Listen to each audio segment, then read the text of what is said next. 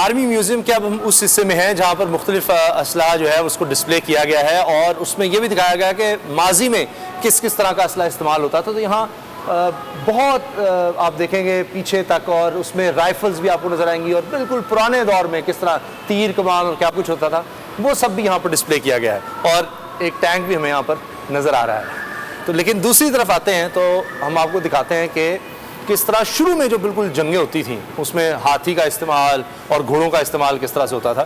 تو اس کا بھی بڑا یہ خوبصورت منظر کشی کی گئی ہے کہ کس طرح ہوتا تھا اور بالکل دیکھ کے بابر میں تو جب شروع میں دیکھتا ہوں تھوڑی دیر یہاں دیکھتے ہیں ایسا لگتا ہے کہ یہ ابھی پتہ نہیں زندہ ہو کے لڑنا ہی شروع کر دیں کیونکہ ایکسپریشنز ایسے بنائے گئے ہیں. تو یہ ہاتھی کا بڑا استعمال صاحب یہ نا ایک ایولیوشن ہے, ارتقاء ہے کہ وارفیئر سب کانٹیننٹ میں شروع کہاں سے ہوئی. مطلب آپ دیکھیں یہاں پر شروع ہوئی پیدل, پھر ہاتھی کا استعمال, اس کے بعد گھوڑوں کا استعمال, پھر وہ آگے چیریٹ لگی ہوئی ہیں, بگیوں میں جس طرح سے جو جنگ تیز ہوتی گئی تو جو جنگ کے طریقے تھے وہ بھی بدلتے گئے. مگر جو ابتدائی جنگ تھی وہ ہاتھی سے سٹارٹ ہوئی, پھر جب جنگ میں تیزی آئی تو گھوڑے استعمال ہونے شروع ہو گئے, پھر گھوڑوں کی جگہ چیریٹس آ گئیں, پھر توپیں آ گئیں, پھر ٹینک آ گئے.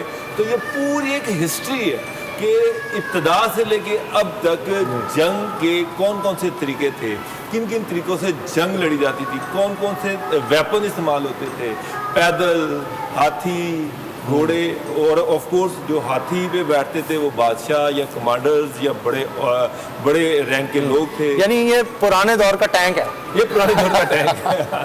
اچھا, اب جس طرح ہم بات کر رہے ہیں قربانیوں کی تو یہ سلسلہ 1947 سے شروع ہوتا ہے اور یہ اب ایک بڑا ہی خوبصورت بھی ہے, بڑا میں سمجھتا ہوں کہ ایک تاریخی منظر بھی یہاں پر آپ کو نظر آتا ہے کہ کس طرح قائد اعظم رحمۃ اللہ علیہ کا بھی یہاں پر آپ کو ملے گا کہ کس طرح انہوں نے حلف لیا تھا.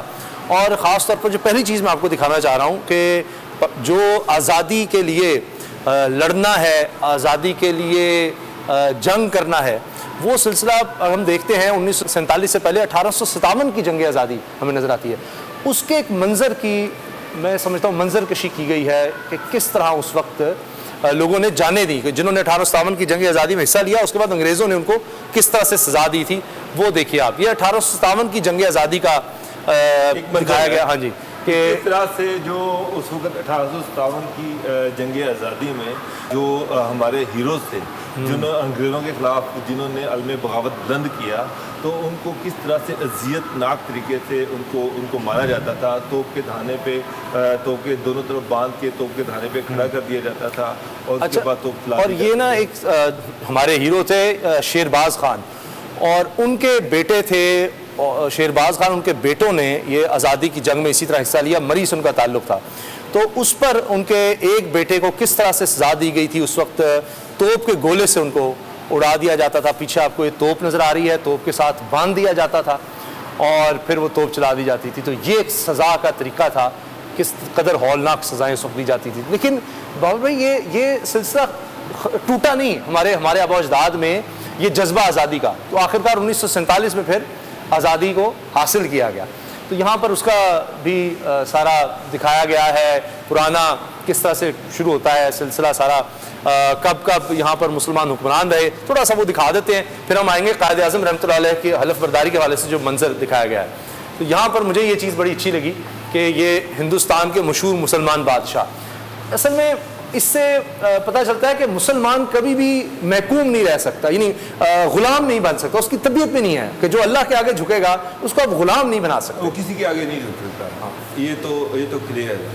آپ دیکھیں کہ یہ سب کانٹیننٹ کی ہسٹری ہے اور اس میں آپ دیکھ رہے ہیں کہ سلطان محمود غزنوی سے لے کے سلطان احمد شاہ ابدالی تک جو حکمران تھے, مسلمان حکمران جو تھے, ان سب کی تصاویر ہیں. اور اس کے ساتھ سمجھ ہے یہ بھی ایک مغل دور میں جو فوجی تھے وہ کس طرح کا ساز و سامان پہنتے تھے, پروٹیکشن کے لیے کیا کیا یوز کرتے تھے, ان کا ویپن کیا ہوتا تھا. یہ ایک ڈھال ہے, اس کے بعد یہ ایک تلوار ہے, اور یہ وہ سارا یہ بھی ایک یہاں پہ ایک مونومنٹ رکھا گیا. بڑا ہی خوبصورت جی, کیا کچھ انہوں نے بھی لباس پر پہنا ہوتا تھا. اب تو بالکل ہی چینج ہو گیا ہے, لیکن اس وقت یہ ہوتا تھا. آج کل آپ وہ ڈرامے بچے دیکھتے ہیں نا, ارطغرل اور کلث عثمان, میرے بچے بڑا دیکھتے ہیں, ان میں بھی اس طرح کا لباس نظر آتا ہے. تو یہ جدت آتی چلی گئی. تو یہ اس میوزیم میں ساری ہسٹری دکھائی گئی ہے. اور یہاں پر یہ 100 ہمارے وہ لوگ जिन्होंने तहरीक पाकिस्तान में हिस्सा लिया।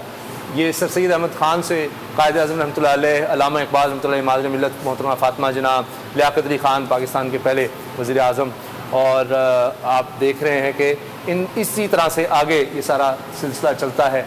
और तमाम हमारे बुज़ुर्गों के, बड़ों के इसमें नाम हैं जिन्होंने तहरीक आज़ादी में, तहरीक पाकिस्तान में हिस्सा लिया था। और फिर ये बड़ा ही खूबसूरत, बिल्कुल अगर आप कभी कभी देखेंगे ब्लैक एंड वाइट में ये आपको वीडियो मिल जाती है, नज़र आती है, तस्वीर भी, कि किस तरह कायद आज़म रहमतुल्लाह अलैह ने पाकिस्तान मजलिस दस्तूर असम्बली के इफ्तिताह के मौके पर तकरीर भी यहाँ पर की थी। और उसमें बड़ी ज़बरदस्त ये बात पता चलती है कि वहाँ पर कायद आज़म ने जब ये तकरीर की तो पहले ये बात कही कि जी रखा जाएगा ख्याल यहाँ पर अक़लियतों का भी, तो जिस तरह से कि जी अंग्रेज़ों ने रखा है, जिस तरह जब अंग्रेज़ यहाँ हुक्मरान थे तो ये बात कही कि तो कायद आज़म ने कहा कि हमें अक़लियतों के हुकूक 1400 साल पहले बता दिए गए, हमारे लिए इस्लाम ही है। तो अकबर की मिसाल दी गई थी उस वक्त, तो कायद आज़म ने उसका बड़ा भरपूर जवाब दिया था। तो ये बिल्कुल उसी तरह से वही, बिल्कुल आपको लगता है कि वही सारा सामान उठाकर यहाँ लाया गया, वही जैसे लकड़ी का काम, पिछले दरवाज़ा भी उसी तरह से डिस्प्ले किया गया। सारी अभी कायद आज़म एंटर हुए हैं और पाकिस्तान की जो पहली दस्तूर साज़ असम्बली थी उससे वो खिताब कर रहे हैं। सब्सक्राइब करें और बेल दबाएं ताकि कोई खबर रह न जाए।